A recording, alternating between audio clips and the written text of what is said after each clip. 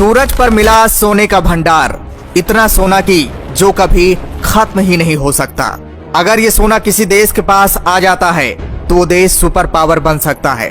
उसकी economy rocket की तरह भागेगी। जैसा कि हम सबको पता है कि आज भी जिस देश के पास ज्यादा सोना है वो देश आज भी सुपर पावर है। अमेरिका इसी कारण से आज भी सुपर पावर बना हुआ है। उसके रिजर्व बैंक में आज भी काफी ज्यादा सोना मौजूद है। जैसे सभी स्पेस एजेंसियों को पता चला है कि सूरज पर सोना मौजूद है, वैसे चीन, अमेरिका और भारत आमने सामने आ गए हैं। सूरज पर जाने की जंग छिड़ गई है। दोस्तों, क्या हमारा भारत सूरज से सोना ला पाएगा? क्योंकि हमारा भारत बहुत जल्द सूरज पर एक मिशन लॉन्च करने वाला है, जिसका मेन मकसद है सूरज पर मौजूद सोने की जानकारी हासिल करना। सूरज के किस इलाके में ये सोना मौजूद है, अगर भारत के पास ये जानकारी हासिल हो जाती है तो दोस्तों, क्या हमारा भारत सूरज से सोना ला पाएगा?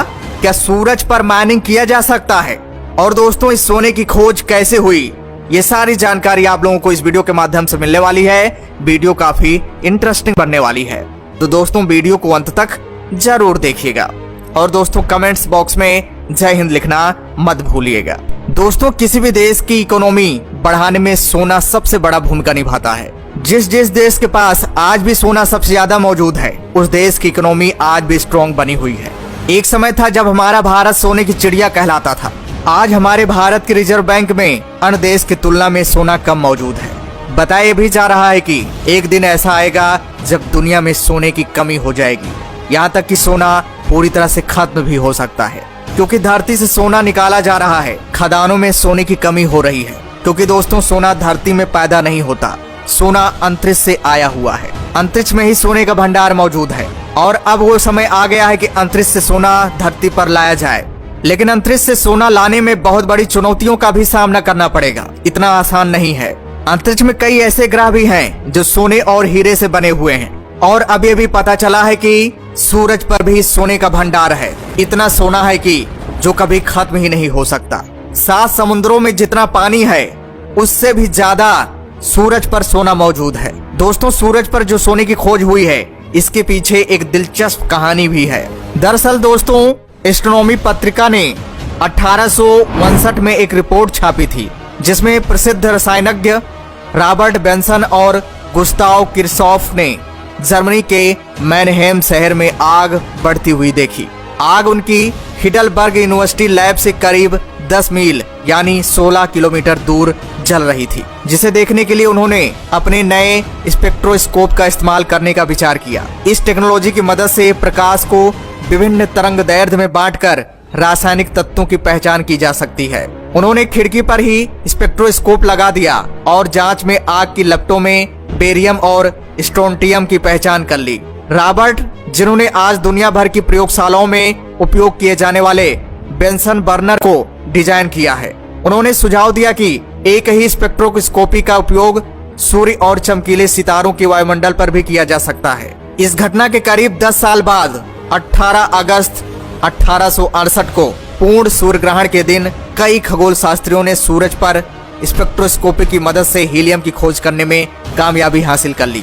इसके बाद सूरज के वातावरण में एक के बाद एक कार्बन, नाइट्रोजन, लोहा और अन्य भारी धातुओं की खोज कर ली गई। इन्हीं में से एक था सोना। 18वीं सदी के अंत और 19वीं सदी की शुरुआत में जैसे जैसे पृथ्वी की उत्पत्ति और इतिहास की समझ बढ़ी, वैसे वैसे यह सवाल भी उठने लगे कि आखिरकार अरबों सालों तक सूरज और अन्य तारे कैसे चमकते रहे।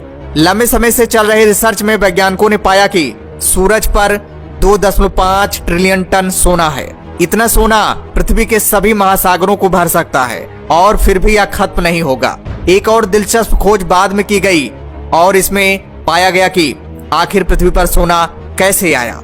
वैज्ञानिकों को खोज में पता चला कि सूरज के जैसे तारों से न्यूट्रॉन तारों का निर्माण हुआ और उनके आपस में टकराने की वजह से धरती पर सोना आया। रिसर्च में पता चला है कि जब कोई तारा अपने जीवन के अंतिम चरण में होता है तो उसका कोर टूटकर बिखर जाता है और फिर एक सुपरनोवा विस्फोट होता है और फिर तारों की बाहरी परतें अंतरिक्ष में फैलने लगती हैं। इस दौरान न्यूट्रॉन कैप्चर रिएक्शन होता है। लोहे से भारी अधिकांश तत्व इन्हीं से उत्पन्न होते हैं। जब दो ऐसे न्यूट्रॉन तारे टकराते हैं तो न्यूट्रॉन कैप्चर रिएक्शन से स्ट्रोंटियम, थोरियम, यूरेनियम और साथ ही सोना पैदा होता है। रिसर्च में पता चला है कि हमारे ब्रह्मांड के बनने के बाद से इस तरह के कई टकराव हुए हैं और जो सोना पृथ्वी के अंतरिक्ष में आया है वो धीरे धीरे धरती पर पहुंच गया। यानी सोना सिर्फ इसलिए खास नहीं है कि क्योंकि यह पृथ्वी पर काफी दुर्लभ माना जाता है, बल्कि सोना इसलिए भी काफी खास है क्योंकि ये तारों से सीधे जमीन पर उतरता है। जैसे सभी स्पेस एजेंसियों को पता चला है कि सूरज पर सोना मौजूद है, वैसे सभी स्पेस एजेंसियां सूरज पर अपना मिशन भेजना चाह रही हैं ताकि सूरज के बारे में और विशेष जानकारी हासिल हो जाए, ताकि फ्यूचर में सूरज पर माइनिंग किया जा सके। और इसी क्षेत्र में हमारा भारत भी आगे बढ़ रहा है। हमारा भारत आदित्य L1 मिशन अगले साल लॉन्च करने वाला है और ये आदित्य L1 सूरज की विशेष जानकारी हासिल करके इसरो को देगा ताकि इसरो फ्यूचर में सूरज पर और मिशन भेज सके, सूरज से सोना धरती पर आसानी से लाया जा सके। जैसा कि हम सबको पता है कि सूरज बहुत ज्यादा गर्म है, सूरज तक जाने की हिम्मत कोई नहीं जुटा पाता है, लेकिन कुछ ऐसे ऑर्बिटर बनाए गए हैं जो सूरज की परिक्रमा आज भी कर रहे हैं। नासा भी अपना प्रोब नामक एक ऑर्बिटर सूरज पर भेजा है जो सूरज की जानकारी हासिल करता है और इसी तरह हमारा भारत भी आदित्य L1 एक ऑर्बिटर भेजने वाला है जो सूरज की चारों तरफ परिक्रमा करेगा और सूरज की जानकारी हासिल करेगा। उसके बाद सभी स्पेस एजेंसियां सोचेंगे कि सूरज से सोना कैसे धरती पर लाया जाए। फिलहाल अभी बहुत मुश्किल काम है सूरज से सोना लाना, लेकिन वैज्ञानिक